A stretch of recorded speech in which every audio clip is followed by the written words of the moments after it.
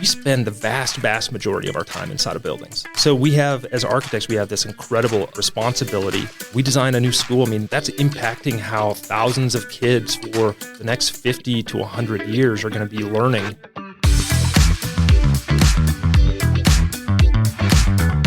The following is a Big Sky Economic Development production. It's Mars B. And Kavo. And this is The Vault at 201 North Broadway. A business podcast. Where we bring you entrepreneurs, small business owners, and community leaders of Montana. To share their stories, expertise, industry insights, and strategies. And we are sharing them all with you every single week. You don't want to miss this. Learn how to better start, manage, and grow your business. And your leadership style. Tangible takeaways to save you time and improve whatever it is that you're working on. You're listening to The Vault. Thank you to Big Sky Economic Development for supporting The Vault at 201 North Broadway. Big Sky Economic Development provides leadership and resources for business creation, expansion, retention, new business recruitment, and community development.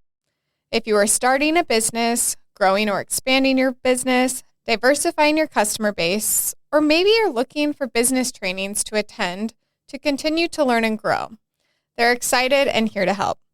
Even if you're thinking of relocating your company into Billings, they're a resource for you. BSED also provides resources for community development initiatives by planning, partnering, and managing projects and administering grants for redevelopment and placemaking. Their workforce development program brings together industry and education partners to anticipate and respond to community workforce needs. And they provide talent attraction and retention resources for your business to use under the community brand Better Off in Billings. BSED's Rock 31 program is focused on helping startups thrive. And in their location in downtown Billings, they have 2 floors dedicated to co-working and additional spaces throughout their building open to the community to host their meetings, events, and trainings. Visit bigskyeconomicdevelopment.org. Again, that's bigskyeconomicdevelopment.org, or follow them on Facebook and LinkedIn. Nick Pancheau in the studio. I've been wanting to have you on our podcast for quite a while, so we're just going to jump right in. And I was reading your bio on your website, so I thought that would be a really interesting place to start, is your childhood and how you grew up. Yeah, I was very intrigued. Yeah, absolutely. Born and raised in Billings. My parents are like just this awesome picture of consistency. And my dad was a contractor, and so I grew up around construction. Really every summer the project would be like Dad would buy a truck, and instead of playing in the yard, your summer project would be like your job is to take the truck apart. So my brothers and I grew up just with this constant immersion in construction, and it's a kind of upbringing that you, in the moment, you look at it when you're in high school and you're like, my friends are all, they're like, we're going to go bridge jumping or, go to a party. And I'm like, I got to help Dad work on this particular project this weekend. So when you're growing up, you feel like you're missing out on some things. But I look back now, and it turns out like in college, the ability to like not go out and not ski and not have hobbies outside of like just really liking to work is a huge benefit. And I look back now and I'm like, how can I give my kids some growing up experience kind of like I had, where they have this opportunity to not just, play is good. I appreciate play, but some opportunity to learn to work and develop work ethic. Mm-hmm. That just is so intriguing to me because it's just similar, I think, is why I was like, oh, this is going to be an interesting conversation, because I'm guessing like especially as you got into high school, like you and your siblings were maybe some of your dad's most reliable employees in the summer. Maybe not, but I'm going to guess. Yeah, absolutely. Yeah. There was always a summer job, and it was always, construction related. So we got this, he's an electrician, but when you run your own business, there's all kinds of peripheral things that you have to do. Equipment breaks down. So you're fixing equipment, you're building a shop. And he made, like one summer he was going to build a spec house, and it's like the first day of summer we showed up, and he's like, meet me here at this location. My brother and I got there, and he handed us a set of house plans, and he said, the foundation's in the ground, the trusses will be here in an hour, call me with questions. And he left. Oh So, my God. like that summer, my brother and I framed a house, and we almost killed each other multiple times. And Are you guys close in age? You must be. Yeah, a couple years apart. Okay. And then we have a younger brother that's a few years behind us. But, it's just like experiences like that. I look back on now and I'm like, man, that is just pure gold. Well, it's such problem-solving skills Absolutely. that your dad just gave you there, because he was like, call me if you have questions, but the expectation is Figure it out. like, figure it out, don't have questions. Yeah, Right. exactly. I'm busy over here. Right. So is your brother older or younger? Younger. Younger. So you're the oldest sibling. I am. Which I think is something interesting too. I'm a middle. Kayla's a middle child. I'm weird. I'm one of 6, and we're all You've got a lot of separated siblings. out, and yeah. So now that you're an architect and that's like what your schooling path was, what were some of those moments like as you got into maybe middle school, high school that maybe were influential in that track? Yeah, I think, there's probably a few things there. And as I look back now, I think that this constant immersion in construction throughout my whole life more than likely led me in that direction. Although, there was a point where you either kind of want to either follow in your dad's footsteps, or we did a lot of things with cars. So it's like, I want to be a mechanic. And my dad, who came to Billings from Glendive and started going to school in an automotive school that then like burnt down a year after he started. Oh, no. And so I guess he just changed paths and went to work in an electrical shop and became an electrician. He said, hey, maybe he thought we couldn't, but he's like, if you guys can make a living with your mind, I'd love for you to try to do that if you can. And then you've always got all these skills to in his mind fall back on. So he wanted us to have an opportunity that he didn't have to get that, that secondary education, post-secondary education, and go out and try to do some of these things. So, that was a shift. I had to say, okay, well, if I'm not going to do that, I need to go to college. And what can I study in college that's going to align with the things that I already like to do? So architecture kind of was a perfect blend of that.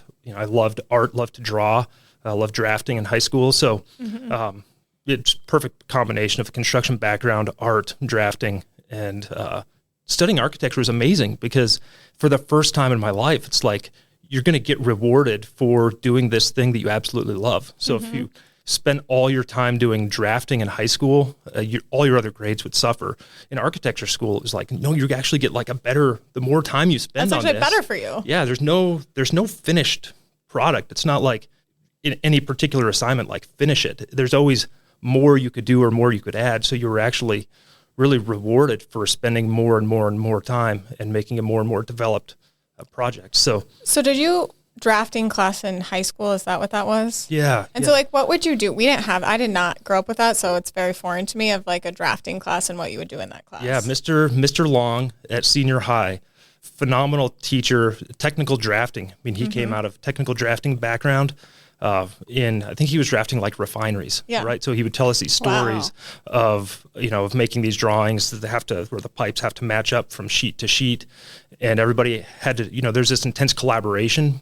And to me, that you don't really understand what he's talking about when you're, 16, 17, but it was really intriguing, and I just loved that class. It was literally you're drafting with a slide rule and pencils and leads. Wow. And Okay. learning to do technical drafting exercises. Like there's a textbook and it's like, draw this axonometric cube with the corner missing. And you draw it, and he would look at it and like, oh, you faked this part. Go do it again the right way. Oh, wow. Wow. Okay. And so then you chose Bozeman. I did, yeah. Was that because of the programming or proximity? I think it's a little bit of all those things. There's architecture schools in, obviously, University of Washington in Seattle, and then you come across to University of Idaho in Moscow, Bozeman, and then you go all the way over to NDSU before you hit another architecture school. You can drop down to the Colorado area. But I did go to NDSU in like February, and their selling point was we have tunnels. Like between the buildings. Oh, And gosh. it's like I don't You didn't know if want that's a to selling do a point. Fargo Yeah, winter? yeah. I don't. If that's the selling point, I'm not buying. We have is tunnels. hilarious. So you stay warm at least. Yes. Yeah. Yes. It was really between University of Idaho and Bozeman, and I just didn't like the idea of not being able to come home back to Billings over a weekend. So that proximity was so huge. And it sounds like you're close with your family, so that would have been a nice Yeah. thing. And then if your siblings are still there, you can go to their extracurriculars if they were in those in school. Or and be dad part of needed your that. help. Yep, exactly. Yeah, summer job. Summer you could job was close. Continue working there. But what great experience to have that really did help with that, because you understood how then it was built, like Yeah. what Oh, that yeah. work would do that the architect does and how it translates into actually building. Yeah, you'd study kind of this heady design concept during school where it's architecture school is much more about teaching you to think than it is about teaching you about exactly how buildings work, although there is some of that. So you'd get kind of this heady kind of theoretical approach during school, and you'd come back for the summer and it'd be this very practical. We're putting walls up, we're framing them, and then you go back to school. So the kind of this back and forth, constant immersion in hindsight, is really just fantastic for what I do on a day-to-day basis now. And it sounds like Bozeman was a really great fit, and you really enjoyed the programming out of the gate. Yeah, love the Like programming. it was a good fit. I couldn't tell you much about there's these spam emails going around right now that the spam person will say, hey, I saw that you went to MSU, gotta ask, Big Sky or Bridger Bowl, and I want to respond back like I never went to either of those places. Like I don't know about what life outside of Cheever Hall in Bozeman was really about. That's fun. That's funny. Big Sky Bridger. I didn't know that was a scam going around. Yeah, you should probably not respond. Okay. Because then it'll, Right. Mm-hmm. Good to know. And then you graduated, stayed a little bit longer.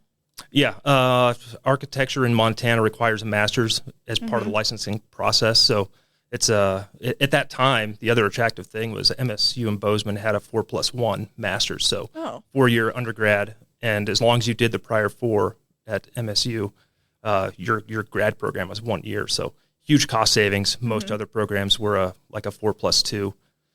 So it was 5 years there in Bozeman. Met my wife there, got married, and then we honeymooned by driving the coast from LA up to Seattle. Oh wow! That's beautiful. And we got to Seattle. And I was like, man, I could see us maybe living here. So that's what we did. You went over. Okay, so how long were you in Seattle then? Like a year and a half. Like surprisingly short, far shorter than I imagined at the time.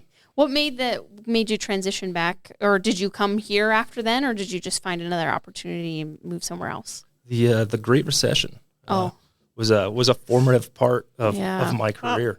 Yeah, so it was like the firm was hiring. All those firms in 2007, 2008 were hiring at just such a ferocious pace, and got hired there. Probably like at the peak.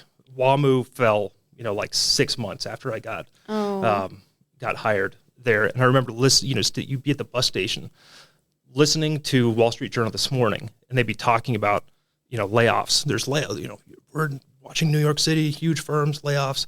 And you'd actually, like week to week, there'd be fewer people getting on the bus. So it was like this really visceral thing. And this is reality. This is reality. And the firm, like every month or so would have another round of layoffs. So then you're constantly stressed out? Oh, yeah. I mean, it was like the most stressful, perform, or you could be one of these, people that just, that gets let go. And ultimately, the firm's work mix was more or less exclusively multifamily housing, and the financing dried up for that. So it was for me, it was a fantastic education, because in those last, few months leading up, the firm, you knew what was going on. It was there's no question. And, it was a great education in watching all the partners market and watching, where do architectural projects come? I'd never cared about where an architectural project came from prior to that. It was just like, you give me, I don't have anything to work on. You give me another project. Here it is. It's magic. And here I'll take care of it. Yeah, I can draw these lines. It was fascinating education in economies, and ultimately the firm came back and said, we're just going to like shut the doors. Like no one has a job. Fascinating thing to go through. Yeah. Like to be like, well, I just did school and I'm like newly married. I'm young. I'm like ready, eager to work. And you're like saying, we're shutting the doors. Yeah. Yeah. And then that brought you guys back to Montana. Yeah. It's fascinating, but also like for Terrifying. me, I'm feeling such anxiety for you at that time. That would You're be in Seattle. such a hard thing to go through, especially because you're starting your life with your wife and you're, whole new place. And, then you get that notice and you're like, well, now what do I do? And we go back home. And from that, did you start then so you guys came back, and was it collaborative right away? What was that like for you when you came back? So it was, there's a part of it that was swallowing my pride, right? Yeah. So there's a little bit of like, grew up in Billings, and then you're going to go like see the big city and be somewhere else. The thought process is always like, oh, I'll come back someday. Yeah. Like I have to get out. I have to go. But I'm going to see the world a little bit and see, some of these other places. So there was like 6 months or so where my wife was carrying us. She was substitute teaching, taking a different assignment every day. And I was at home just like filling out resumes and submitting resumes to like any firm anywhere in the nation that was maybe hiring. And, just crickets, nothing. No one was hiring. And so I finally, I guess I swallowed my pride, and I knew that Jeff Canning back here in Billings, I went to school with his son at senior. He said, hey, if you're ever going to come back to Billings, make me your first call. So I emailed Jeff, and he said, hey, I'm going to be in Spokane next weekend for a wedding. Let's meet for lunch. And I guess the rest is history, right? Well, it sounds, yeah. So it was great. He hired me. I think the balance of the partners were less than enthused that they didn't get to interview me prior. And and it's been just a great fit. So that makes it sound easy, but now you are, if I'm not mistaken, principal in charge, architect, and president. So that doesn't just happen overnight. Yeah.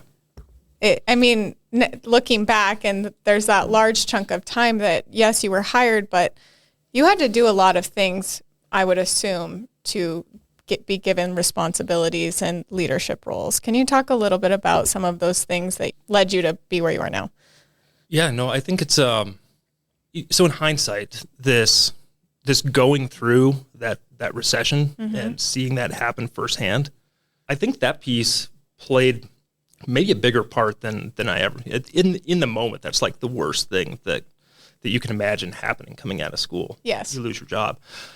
But over the course of the next several years, the firm that I came to, Collaborative Design, was in a growth phase. We had done really exclusively one type of architecture for 30 or so years, and at the time that I landed there, we were beginning to branch out and kind of leverage all of our private sector experience over into public sector work. And I had just come from this firm that was, I learned how to market. I learned how to put proposals together, learned how to respond to RFQs, RFPs. So that experience, really, and if I look back now, my day-to-day, what I do now compared to a lot of what I have been doing over the last number of years, really, yes, there's some more responsibilities, I guess, but it's not changed really drastically. It's just kind of so as the firm looked at, okay, what's the next chapter? What does the next leadership piece look like? Those skills that came for me really directly out of that experience seemed to fit what we were looking for. What would you say is your leadership style now that you hold some of these very high positions? How do you lead your team? Probably poorly at times. That's probably the fair answer.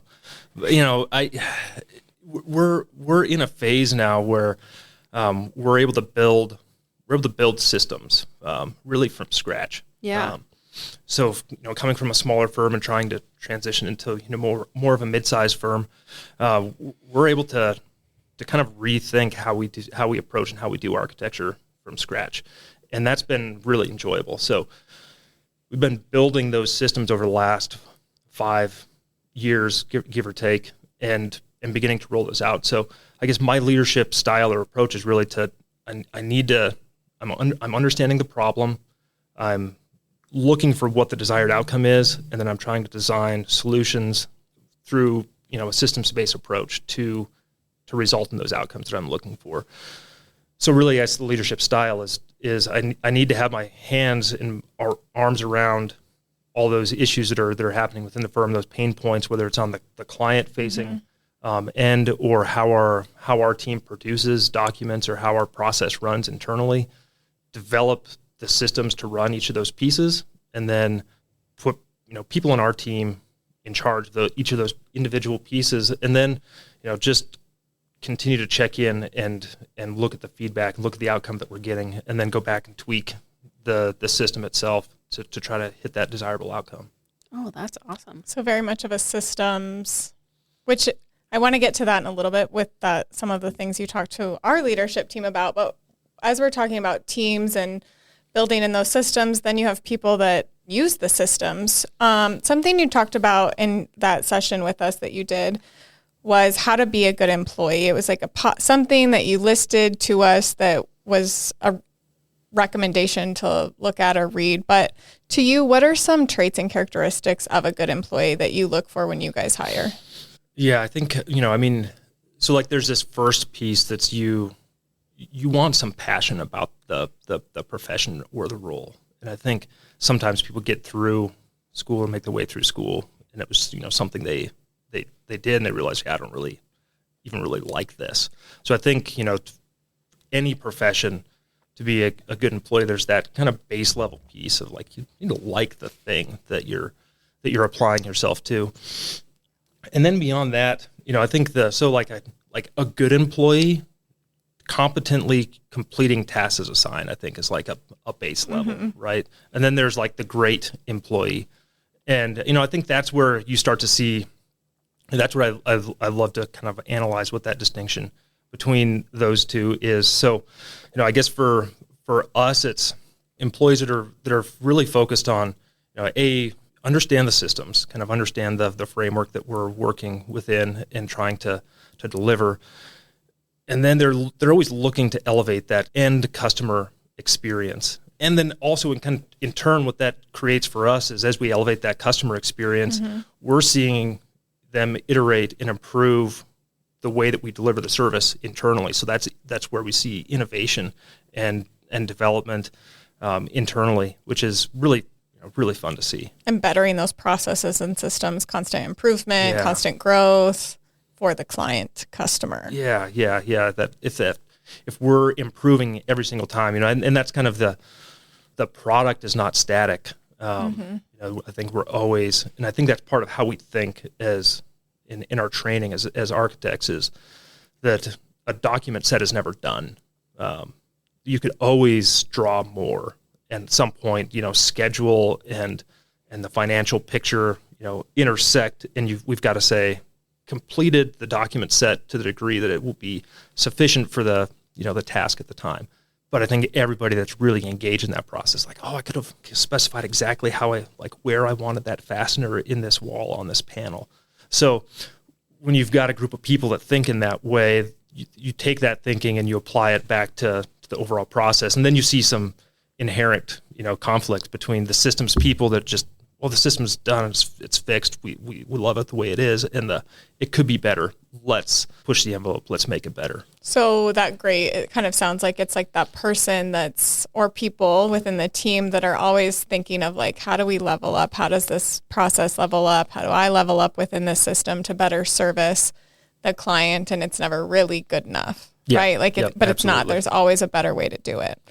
What you kind of touched on when you were in school, you're like, I could always add more. Yeah, absolutely. And it would be better, and I would get even more points because it would be better every time I did it. So, yeah, it kind of is interesting that it continues on with you. So I imagine just with the different portfolio of clientele that you all have, and then if you're responding to those RFQ, RF, et cetera, you guys have a lot going on, and you have teams, you're all doing different things. I imagine everyone's working on a couple different projects at once, maybe not, but that's what I'm assuming. What are some things like weekly processes that you have that keep you organized and on top of all of. So for those listeners that are maybe newer or they're in leadership roles, how do you manage all of it? Yeah, no, I think it's and personal life too. I mean, like that work-life balance. Yeah, absolutely. I think there's a number of things that I'm doing now that are helping from that standpoint. I think, again, that's never perfect. I think that's an ever improving system from that standpoint. But from a team standpoint, start there, just on the collaborative team, start every Monday with all team meeting at the it's not the conference table now, it's the kitchen. The team's outgrown the conference table. So you guys need a bigger space. Okay. We're in the kitchen area, and it's we burn down the entire list, every project that we're currently working on status, and that keeps the whole team in tune with where do we have deadlines, where are the stress points in the week going to be, which people on the team are going to be pressed for time, and how can we support them, or clear a path, maybe pull some work off their plate to make sure that they're delivering in the best way they can.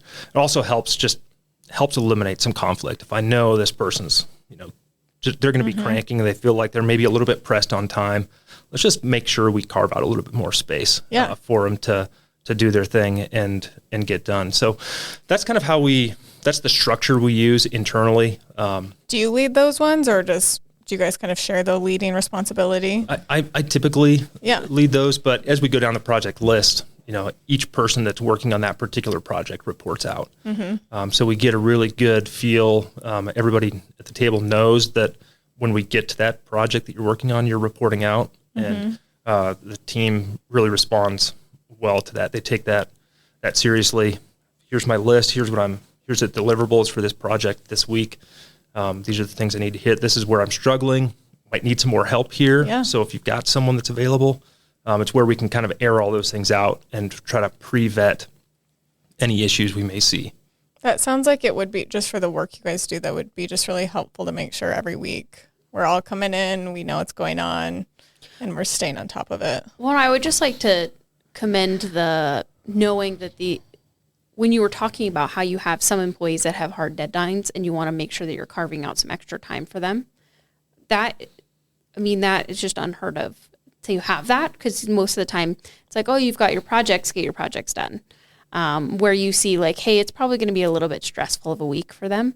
Let's take something off their plate so they can do the job right. Instead of feeling overwhelmed, they've got all these different things, and how do they do all the touch points on all of them for the week? So yeah, that's awesome.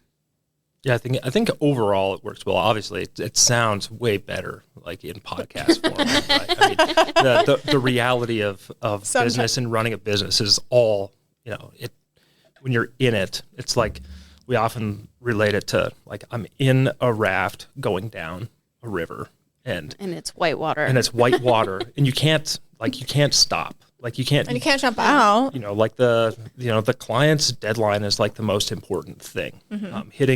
Hitting that for them, making sure that we're delivering on our commitments there. So, they're not just you can't just like stop all the individual clients, say, wait, guys, we just need a little bit of a timeout so that we can readjust and think here. It's like it's a real time moving thing that has real impact for the client at the end of the day. So I like that analogy. From a leadership standpoint, it's something that we have to keep a constant, finger on that pulse. And you can't just say like, oh, it looks like it's going to be bad. And then leave it. And then leave. Like, what are we doing about it? What are we doing about it? So it's a lot of, kind of working with the team and working with the different principals and understanding, okay, I know you say you have this particular deadline on a project. Is that an internal deadline, or is that external client deadline? Where do we have room? And do we have room that we can allocate a few more FTEs this week on this project if this team really needs some help getting something across the line? And that's kind of how we look at it, as we've got our fingers on that pulse all the time. And just when you think you've got it figured out and it's perfect, and it's like, all right, this thing is dialed, the phone rings, or something else happens. Comes you up, get an email, a waterfall comes up, and you're like, how? How do I? And you just gotta, you have to make that decision, and then you've got to adjust, and it's that adjusting piece, and kind of that constant keeping in touch with the team and understanding where people are at. And I think that's where we thrive and succeed. We see that with a lot of businesses, and Lorene and I coach that in the SBDC is you have to be in your business and you have to be with your employees in the trenches, understanding, every part of what your business is doing, or it can quickly get away from you. And so then maybe it is one of those situations where you're like, yeah, this is a bad situation, and you don't have the tools or the experience to fix it, versus you might have been able to stop that before it even got to that place if you were just in the business knowing what was going on. And so it is very important, and we always push that. Like, it's not going to be a 9-to-5 job. It's a 5 to 9 job when you own a business, and you have to be in it. You can't just expect somebody to run it for you. Yep, absolutely. Absolutely. And that's where leadership in those situations has to be decisive. And you're going to make the wrong decision at various points along the way, but you've also got to instill confidence in the team and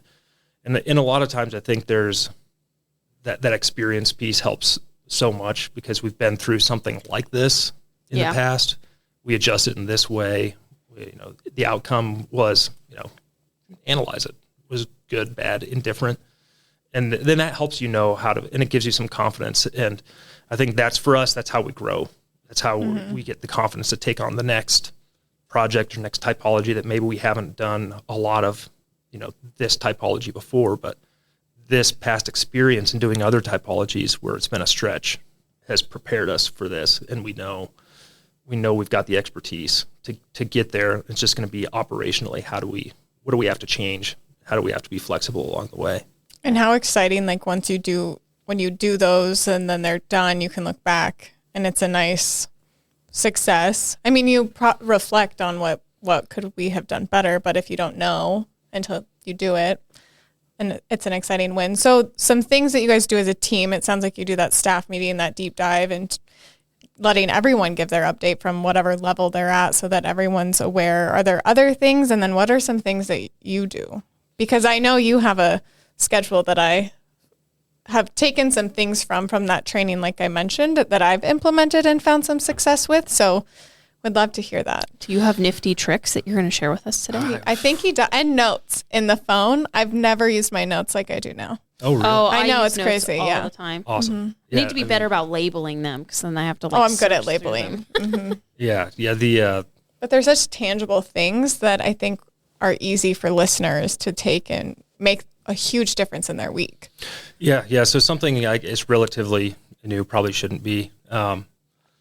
It's helped, I guess, maintain my sanity a little bit, and some of my team members in the leadership side is just weekly check-ins with some of the staff that we're running on projects, and having those on the calendar scheduled as a dedicated time, and really prioritizing that as a sacred time that we need to make sure we hit and do together. I've been not as consistent as I should be on those, but I've got some partners that have been great in doing it, and it's been really good staff feedback on those as well. Each of those staff running a number of different projects, all at different phases, from early conceptual design all the way through things in construction, and just to have dedicated time that we can touch base on all the projects across the board, even the new ones that have been dropped in your lap, and get some understanding of where we're at, where we're going. Those help us, I guess, more deftly kind of navigate the change when it comes and when it hits. So I think we'll continue to use that tool from a project management, individual project management, or that's like personnel management. Yeah. Where those individual people are running a number of individual projects. And then it gives them time. I think I do that with just the few people I oversee, but giving them time to ask questions too, and help them find the solutions maybe to some of the problems that they're facing that week or that they see coming up. Yep, absolutely. Yeah, it really gives that folks time, and it reduces, I guess for us, it reduces the just kind of number of trips from, or interruptions on that principles part as well, where you can be relatively sure that, hey, we've got our one-on-one. Most of the questions are going to get condensed in that time. There's always going to be other things that come up. Yes. but at least we've got this spot where we can talk about things. And I know that I've got some time with you to hit these particular issues. And it's not just a constant kind of revolving door. And I think when we get into that phase where your office is a revolving door of people just continually coming in and asking question after question after question, we probably have to question the systems that you've got in place to manage those things. And so one of those tools for us is that weekly check-in, and it helps the leadership get focused work time as well. Which I think is really important, especially as you get busier and other things are coming up. You're a busy guy with family too, and setting in those blocks for professional development, working out, things like that, which I think you do, right? I mean, on your like, calendar, like your calendar blocking of gym. If we're talking reading. about, That's what I want to get into. I want to get into the details, Nick, because your calendar, which I see it, you have good things in there that are helpful. We want the details. Yeah. If we're talking about working out, like, well, didn't you? I feel like you had time on your calendar for that, right? yeah, like having it on the calendar and actually doing it. It's two different things. I don't even have mine on the calendar, right? And I do it. But yeah. Yeah, I'm very regular. If once a week could be considered regular. Yeah, I mean, Hey, that's a routine. It's a routine of sorts. Weekly. Not aspirational. So from a just a time blocking standpoint on the calendar, I try to align the times of day that I'm most productive. And I guess fortunately, maybe it's biological, right? That I'm most productive first thing in the morning. So coincidentally, I really like, sometimes to my wife's chagrin, I like to get out of the house early, get to the office early. It's a time that on my calendar, it's blocked from like 5:45 until 8:30 as time that I'm just, it's focused work time. It's also a time that staff typically isn't, they're not needing someone. The phones typically aren't ringing during that period. Emails, quiet. So it's just become this really sweet time daily that I can focus on kind of these deep work tasks that I really need to get done. And those change from internal organizational tasks to individual, a particular project deadline or something that needs to get pushed out, to just other general prep. The only thing that interrupts that time is Steve. The BSED board meeting? Yeah, for the BSED board meetings. Yes, we appreciate it. Yeah. I was just about to make a comment. I was like, well, once, maybe twice a month, you are definitely bothered. Here at 7 a.m. Yes. But I think that deep work time is what it sounds like it is, where you can just really focus on those things that you need to focus on without some of those distractions that come up. Yep, absolutely. At random. Yeah, and so that's been really successful for me. I think I've done that for the last 2 years, and it's just been It's stuck. pure gold. Yeah, really good.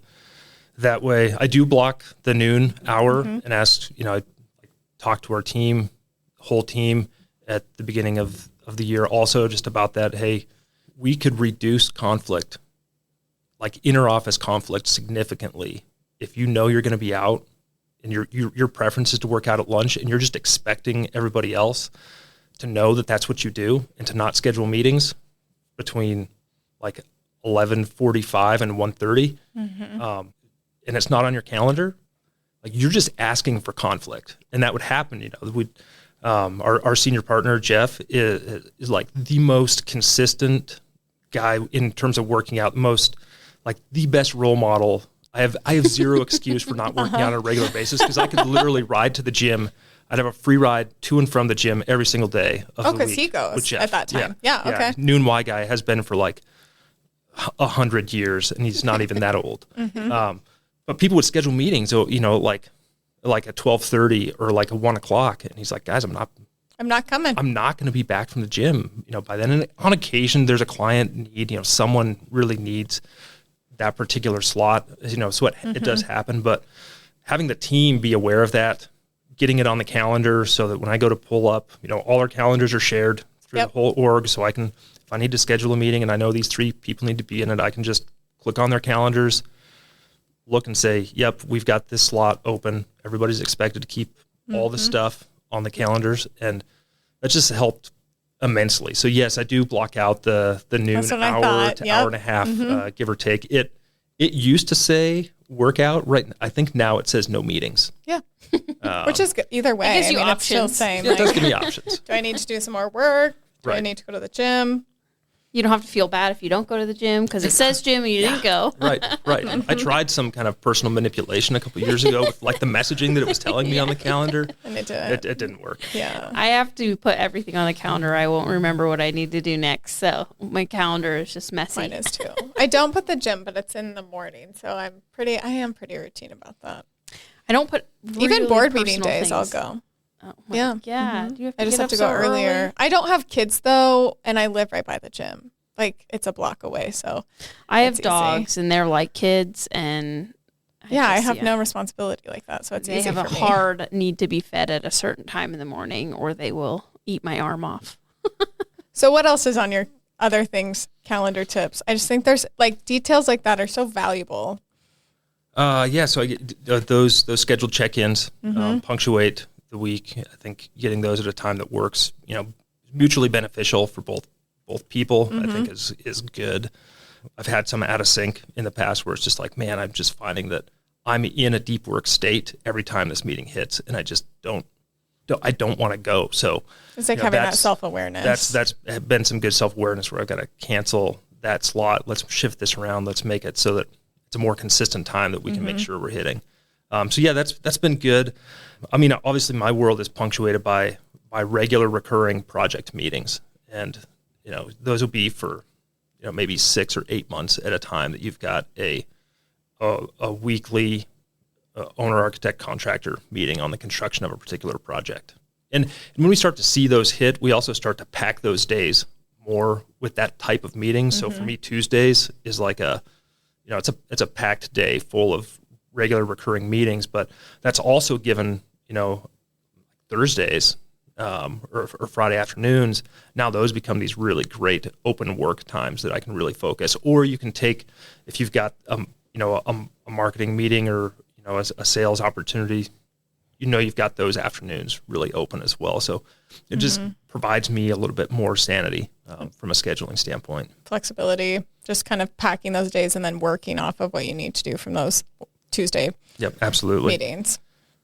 I've tried that. Yeah, I actually have tried that too. I think probably from the meeting with you, and I just think it's been really helpful just to give and buffer time too between those. But I guess the other things, I've got a couple times a week that are like personal professional development that are blocked. Those are like a peer group of architects from around the nation. Each group is focused on a different topic area of the profession, different people in each group. Those are just really great times to be able to bounce off. Here's the particular issue that I'm working through right now. What would you guys do? So those have become, over the last couple of years, has become a really important part of my week that are just a regular block that's in there. I like that a lot. I think that's nice to see, especially like from a leader and then as your organization. So you're still like staying current and learning new things constantly. Yeah, and I guess the other thing that I've been doing is just color coding like everything. And it changes with different seasons. Like office management is red, and like kind of like personal development time might be gray. Or when my wife invites me to, like the gymnastics, on Mondays at 5:45 or the piano or the violin, like all these different things, like those get dropped on there. They're in their own color, so I can just quickly visually look at it. B said is orange. Yep, thank you So for I, orange. Like, always, Keep with always, the brand. always know when those meetings B said are. is orange. That's really great. So that's helped a lot as well, because it's just then I can, quickly. I'm not like my schedule's not crazy enough that I have to use the day view in Outlook. But I do the week view, and then just really quick visually, I can look at the week and say, all right, I know about what's happening this week. Just based on the color. Yeah, individual projects, they may be, Intermountain Health is like the kind of fuchsia purple color, right? For their color. Yeah. Yeah, they're purplish now, I think. Yeah. Well, purple pink? Yeah, I think. somewhere in there. Yeah, something like that. So with that professional development, are there some books or podcasts out there that you really like and go back to as really big, just things that you really like topic-wise that you refer back to a lot or you think that have made a big impact on you? Yeah, there's a few. I guess the one that's like on regular repeat is the Life of an Architect podcast. Bob Makes Borson sense. out of Texas. Just great, like all manner of architectural things. But I don't know, he leads that podcast in such a, like, I guess, down to earth way that I wouldn't be surprised if his listening audience is a whole bunch of non-architects as well. So I think there's just like some episodes there where he's just talking through like really real things in the course of like career development, professional development, that yes, they're specifically about architecture, but you can strip that architecture away pretty easily. You know, like his podcast episode on like a great employee. I think that's the one that you shared with us. It's like awesome. Like, you know, you can take architecture out of that equation and that can be any old job, and just really, you know, great perspective that I'm able to glean from that one. And then there's also the nerd out parts of that one where we're talking like specifically about red lines or, you know, but you could be like, just push through that, skip that, make it applicable to yourself or learn something new. Yeah. I think that's really great. One question I have for you, another one. How does architecture shape your worldview and travels? It's kind of switching gears. Yeah, I like that. I guess my faith persuasion leads me to not believe that architecture can solve all the world's problems, right? And I think, you know, I worked for some really great architects in the past where, you know, like I think they're sold out on that idea that architecture, you know, done right, done perfectly, can solve the world's problems. And you know, and I think there's whole schools of thought on that. And I'm just not there. I guess I'm more down to earth and practical around that. But I would say that architecture has this really incredible ability. You know, we spend the vast majority of our time inside of buildings. Yeah, we do. And so we have, as architects, we have this incredible ability, responsibility to shape how people live, their wellness, their health, their experience during their everyday office life. You know, I heard someone talking about, you know, if you design airport bathrooms, you've got like the number of people you're going to impact over the course. Like that's so much bigger than the number of people you may impact designing like custom homes, right? And both of them are important within the scope of architecture. So, you know, I think that piece for me, in terms of how it shapes my worldview, is where it really lies. Is, you know, we design a new school. I mean, that's impacting how thousands of kids for the next 50 to 100 years are going to be learning, and their memories. All their memory bank is going to be inside of this particular gym, shooting hoops. That's a good place. Yeah, I have very fun memories of mine. But. Yeah, it's just so that ability, that responsibility, obviously it hits pretty heavy at times. You're like, man, this is design these things and they're around for a long time. And they're making big impacts. I mean, there's so many people that spend more of their life in their school than they do even at home. If they're really involved with sports or extracurriculars, plus your school day is long, like you spend a ton of time. We spend a ton of time in this building. Oh my gosh, all the time. Like a ton. Yeah, absolutely. Absolutely. So yeah, I guess that's kind of how it shapes the worldview to some degree. And then I guess how it shapes travels. I mean, there's, you know, this concept of like architourism. Oh yeah. And so every architect knows, you know, that, and they're going to plan trips around specific. I'm not at the point in my life with kids, age, all of those factors where we're not traveling a great deal. Although any trip anywhere, including to downtown Billings, is an architectural excursion. You know, at some point, you know, we're looking at the Mason's Lodge, you know, building, and we're looking at the egg and dart carving on the stone, you know, that was done at the turn of the century with my daughters. You know, you see this pattern, see how that's a repeating pattern. There's the egg and there's the dart in between. And they'll never be able to look in a building the same way ever again. Exactly. And looking at the, you know, the scrim detail on the Alberta Bear across the street.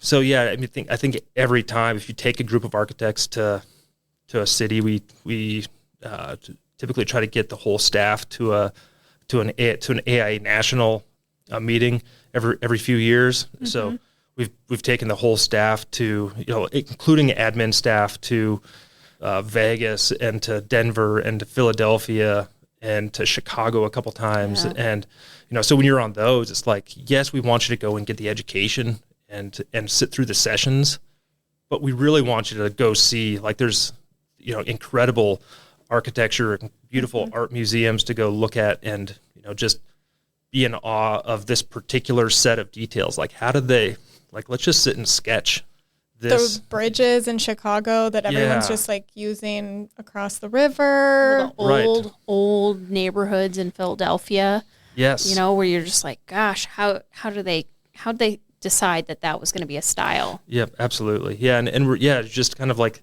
thinking through these things. How did they pull off that particular detail? We used one of the trips. We were in Philadelphia, and it gave us an opportunity. Like, hey, if you can, let's flex up to New York, and so now you're in New York, and you're looking at these great examples of architecture that you've seen only in history books. So, yeah, absolutely impacts. We've got I've got a staff that loves to travel, and they do a great job of seeing places all over the world, which is really cool to see. Mm-hmm. Because Billings isn't old. Billings is really a young city. So even the East Coast and all of the history and architecture there, and then if you're going into Europe or Asia, Africa, all of those other places, just the different styles. And I think I'm sure you guys can look at a building and know what, decade that was built in or year it was built in ish. I unearthed some of my old architecture history books the other day, put them on a shelf. And like out of the architecture history book, we had this professor, Ralph Johnson, that would, like, the test for the final test for Arch History 2 was to draw each of the, it was like 35 buildings or something like that. Oh my gosh. Covering, the span of architectural history. And you'd have, write the year built, the architect, and draw it. So studying for the test was you'd practice, quickly sketching out this, particular building, and like that test fell out of the book, and I was able to show it to the girls, like, look at this, what a fun test! Isn't this a neat test? So fun. Well, and I think learning the history, because some of those main structures are still happily standing. Absolutely, people tour through them, like the Colosseum, just like how ancient that is, and people walk through it every single day. Yeah, absolutely. Oh, wow. Yeah. Thinking about that, which is Well, interesting. it's also crazy that, like you were saying, like these buildings are around for 50 or 100 years, or in some cases, there's structures that have been around for centuries. Yeah. And it's crazy to see how they were built, and back in that day, built so sturdy. And so that would be really intriguing to be doing, like, how did they do it to make it that way?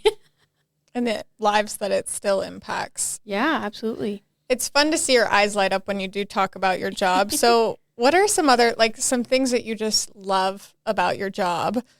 Oh man, love about it's, yeah. I mean, over the last several years, the job has changed a little bit, right? So moved from being a lot more architecture to a little bit less architecture and more business. So right now in this phase where I'm a little bit more focused on the business side, it's the same problem solving process. And I guess that's what I really like about that. And I think that's why I'm, maybe drawn to it, is you learn how to solve problems. And what I'm finding is, man, it's just the same, whether we're solving a problem on how to program a building and what the space adjacency is within a building, how do we hold it up, what kind of coordination needs to happen inside of that to make all that work and look the way you want it to look at the end of the day.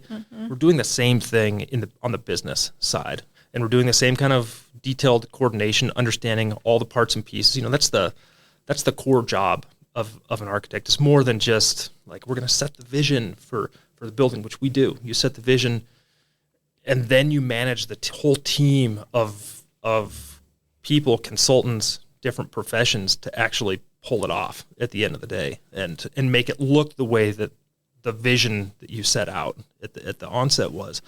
So yeah, I guess that's for me. That's what I really enjoy about it, is this coordinated process, like a dance, kind of throughout the process as you move through, and the building starts. And in pre-design, and it's squishy. Everything's squishy. Spaces are easy to move and mold, and they could get smaller, they could get bigger. Just the click of a button. It's a kind of like formless mass, or the building lives entirely in a spreadsheet. It's just areas in a spreadsheet, and you just throughout the process, you're iterating and you're kind of bouncing those pieces off the group. And okay, is this right? Do these function? Is this how you want these spaces to relate to one another? And as you move through that process, it gets harder and harder and harder. And then it's like, these are hard line walls on a piece of paper with doors in very specific locations. And now we get to talk about all the systems and where are the lights and where's each switch and what system delivers the warm or cool air throughout the building. And where is that vent? Because I mean, I'm guessing you guys either think of it daily, but you have to think about how people I mean, like just the normal things of how people, where they go to look for a light switch, where they look for a power outlet, all of those things that your team has to really think about specifically in each room. Yep, absolutely. Yeah, and that piece to me is just it's so fun and so rewarding when you see it all come together. So I'm redlining some drawings right now. It's kind of this final QA QC before the package goes out and it's bid by contractors. And like at that point, that's the contract documents. I mean, it's the thing that you're going to make some legal agreements with your contractor about. This is what you're going to build at the end of the day. So working through redlining that, looking at how it's all come together. Did we keep you go back and you look at the early schematic design rendering, like this was the vision. How are we doing? Are we matching up? And what's really fun is when you see it actually, like it's better. Like it's better than the original concept. And then you get to see it built. And then you get to test that against, well, does what's built look like the final construction documents? And does what's built look like the original concept? How did we do? And then how can we tweak the process along the way to make sure that it's better, even better the next time? And it's like really good and finished. Another quick question. So you're very involved in a very different organizations and different things here in Billings. You're on our board. So what are some things that excite you about our community here in Yellowstone County and within your industry? Yeah. Billings is a great place to live and to raise a family. And I think back to when I married my wife. I think is she from Montana? She's from far southeast Montana, halfway between Baker and Ekalaka. So, like almost Willard. There's no town. Okay. Like it's just like I think the ranch borders North Dakota. So it's just Okay. Way over there. We college in Bozeman. Where do you want to live? And she's like, I could live anywhere. She'll help me. She'll hate me for saying like this. I could live anywhere in Montana except for Billings. Interesting. Okay. Because when you're coming through, you just the experience is the interstate experience coming through town, and it's industrial. Billings is industrial, and after living in Seattle, I said, hey, what if we moved back to Billings? And after living in Seattle, she was like, yes, absolutely. My bags are packed. The boxes are good. We're good. And she loves it. She loves it here. Now it's a beautiful place. Kind of there's not another place quite like it in really kind of the West. I mean, the rock, the rims that we have surrounding the city. How quickly they rise from the river, vertically. Right there. It's just a really striking setting that we get to live in. So I love that. I love the collaborative development that's happening in Billings. I remember growing up here thinking, you think like, well, how much bigger could the city get? It seems like pretty big already. It doesn't need to be. How could it grow? And I just blown away by, I think people are discovering this place, seeing, it's such a great place to raise a family. And now I get to be part of that continued development and shaping what the place looks like. So I love that. And then I guess I want to echo what Lily Corning said, I think like 3 years ago at our annual meeting. Okay. Is Billings is a place that you can have an impact. Like it's just at that right size that you can land here and actually kind of, you can be involved and shape you can know the mayor. Like you can actually he can call you. Yeah. He right. has. Yeah. You can like, who am I to be talking to the mayor? Yeah. You can recognize the mayor on the street. And it's just really neat to live in a community that's that accessible and that, you can really be involved in helping shape. So yeah, I guess that's where it's at for me. I really like that. And I think we talked about it on a different just solo episode with the two of us, because aren't from Billings, but we've moved here and felt like if you want to be involved and you want to make an impact, you can. Well, there's plenty of opportunities for any professional, but young professionals especially. So many groups for them to be a part of and get to know individuals. And so, we both had different reasonings for getting involved in young professionals groups. But for me, like my job told me I needed to do it. I also had moved here and had really no friends. It's hard as an adult to make friends.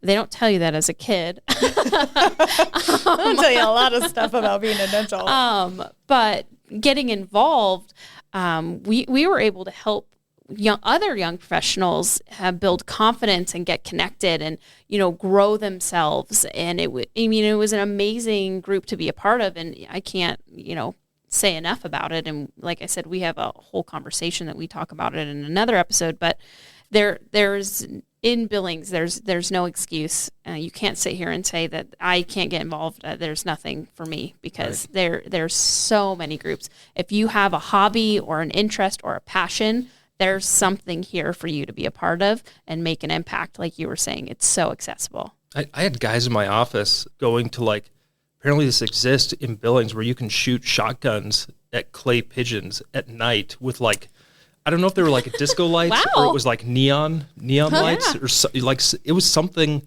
like that. And apparently this happens on a regular basis. Wow. I had no idea. Disco clay shooting. And I didn't even know that was a thing in general. Who would have not at night? It's like axe throwing. Who would have thought that that's a thing we could do? I love that axe throwing. It's actually a ton of fun. If you haven't been, I highly recommend. It's very good. Yeah, it is fun. Yeah, it's a little wonky at first, but then you get used to it and you feel amazing. I took my brother, who's just a little bit. He's just younger than I am. Obviously, a lot taller, bigger guy. He loved it. Yeah. He was like, this is so great. Why don't we do this more? And I'm like, guess when you come up, it can be my now incentive. You can take him disco clay shooting. I might be a little scared to take him to do that. But anyways, I think Billings has a lot of opportunity too for career growth. And it's something I definitely appreciate. Nick, it's been so great having you on. We're going to take a quick break for a sponsor message. And then we have some fun rapid fire questions we like to ask at the end. Great. Thank you to the Small Business Development Center for sponsoring The Vault at 201 North Broadway. The Small Business Development Center offers free personalized support from business plans to financial projections and beyond, empowering small businesses to thrive. Reach out to us at bigsky.economicdevelopment.org. All right, welcome back. I will go ahead and kick off our rapid fire questions. What are some non-negotiables in business and life for you? Oh man, that's a hard question.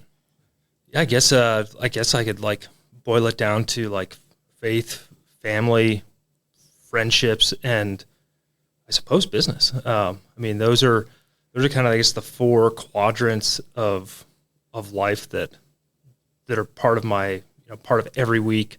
Sunday's church. That's a not non-negotiable. That's something I grew up with. I want my daughters and now son to grow up with that as well.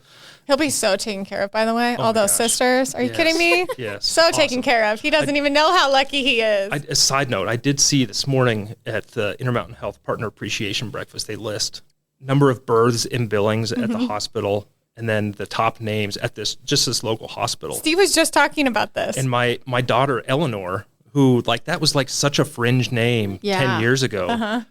That's now number 5 on the list. And I like to think like maybe I had like a very You were small, a catalyst. You like, were. very small part in helping that I happen. love the name Eleanor. So It's a great old lady name. it's so cute. I love it. And when she's older, it's going to be such a classy name. So Oh, if she's yeah. like executive or whatever, president of whatever, like such a classy Do you have a name. nickname for her? Or do you just call her Eleanor? Oh, there's like children's books on the number of different nicknames for Eleanor. Yeah.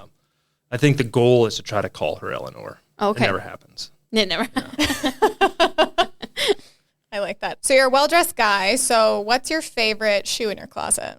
Oh, shoot. I mean, just had a conversation at the gym Oh, great. today about this very issue. And it's like, what are we going to do without Nick downtown at Desmond's? Because it's a gap now in the market. So he carried Flucho's, Okay. really great men's shoe. And, you could just go to Nick, I need the size 12 Fluchos in whatever the season color. I think Steve wears them as well. He does. He just got a suit. His last suit he got. He wore it on Monday. Yeah, whatever the seasonal. Steve always has whatever the season shoe is, the spring shoe. Steve's got it. So I think he is pretty well dressed. Yeah. We'll need to fill that shoe gap in downtown Billings for sure. But that brand you like a Yeah, lot. Fluchos. Okay, yes. Fluchos. That's a fun name. That is Yeah. a good name. And he was so great. Nick was great. Yeah. Yeah, another Nick. What is your favorite thing about Billings? Oh boy, I mean, I think we touched on it a little bit, right? Yeah. There's a closeness in the community, and maybe I'll touch on what Bryce said at our with Jones at our last meeting. Big Sky, he touched on this closeness and this collaboration that happens within our market. We're all in this together. Obviously, we're in a tough economic cycle right now where we've got inflationary forces and higher supply chain issues that are causing construction deadline strangeness in the market, higher costs on certain goods that we'd normally see in a different range, and all of that. We're all still looking for this big picture positive outcome for our clients at the end of the day. And Bryce just highlighted that over the last year, he's just seen this incredible collaboration across kind of all these different parts that it takes in the construction industry to make a project happen. So everything from the initial real estate deal to the design team coming to the table to the builder, really working to the subcontractor, figuring out how do we, what can we modify or change to get this down into a range, to banks coming to the table and how can we work on the rate picture. And, we're seeing success. We're seeing, projects move from conception to completion and this team-based effort. I don't know if you're seeing that in other markets. I mean, we follow our clients wherever they're building projects nationwide. And I don't think we see that same kind of camaraderie, and we're all in this together. We're working for big picture common goal that we see here kind of in the local Billings market. I would say that might be something so magical, and I like to just note that we're the Magic City, right? But so magical about Billings because not only are you seeing it in your industry here, but I see it especially all the time in our food scene. Our restaurants, our food trucks, they all so supportive of one another. They lift each other up. They don't look at it as competition. They're always willing to partner on whatever they can do. Our retail boutiques. Yeah, the I same think thing do with that the too. retail. They shop at one another's places. And so I don't know if it's unique to Billings across all industry, but I definitely see that with our clients working with one another. And so maybe it is just a magical piece about Billings is that you can come here and be lifted up because we're not looking at everybody as competition. We're looking at them as potential collaborations. Yeah, I think that's great. I'd like to think it is the Magic City. Yeah, think so. it's magical. yeah. I We love like it. Well, this has been such a great conversation, Nick. Where can people find you? Social media, website, LinkedIn? Yeah, all the social platforms. Yeah, website's probably the best landing page. CD-MT. Pretty simple. Is it just CD-MT? Yeah, it's .com. I Oh, guess. okay, Yeah. okay. I was like .org. We're a .org. Some people are still .net. Just kidding. I don't think a lot. CD. Got it. That's easy. Well, thank you so much. It was great learning more about your background and your love for what you do and the collaboration that you do in our community. Yeah, Thanks thank for you, being guys. here. We hope you enjoyed this episode. Make sure you are subscribed to The Vault at 201 North Broadway, wherever you podcast, including YouTube. Connect with us on Facebook at The Vault at 201 North Broadway and Instagram at The Vault_201. Don't forget to visit us at thevault at 201.com and subscribe to our newsletter. We will see you next time. Bye.